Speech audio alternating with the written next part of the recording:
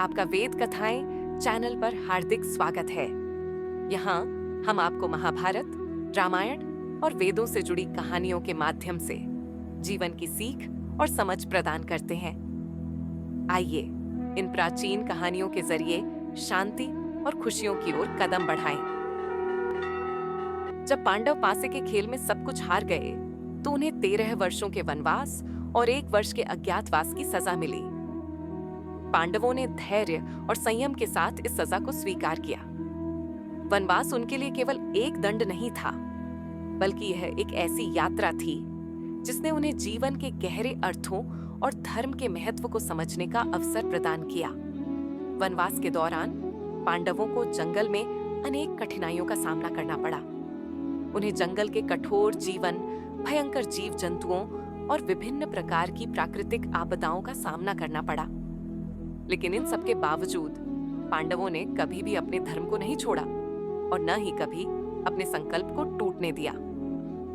वे नियमित रूप से ऋषि मुनियों से मिलते, उनसे शिक्षा लेते और उनके आशीर्वाद प्राप्त करते थे।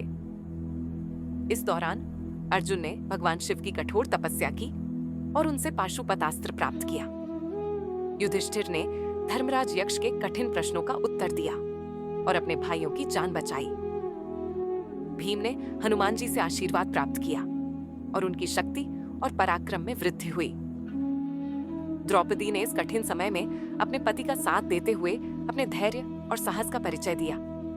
वनवास की यह यात्रा पांडवों के लिए केवल एक शारीरिक परीक्षा नहीं थी, बल्कि यह उनके आत्मबल, धैर्य और धार्मिक आस्था की भी परीक्षा थी।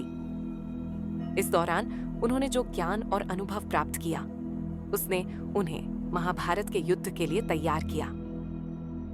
इस प्रकार वनवास पांडवों के जीवन का एक महत्वपूर्ण अध्याय बन गया, जिसने उनके चरित्र को और भी मजबूत किया।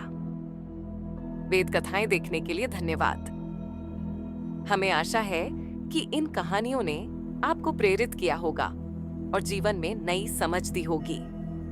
ऐसी ही और कहानियों और जीवन के पाठों के लिए हमारे चैनल को लाइक, शेयर और सब्सक्राइब करना न भूलें। फिर मिलते हैं, तब तक खुश रहें और अपना ध्यान रखें।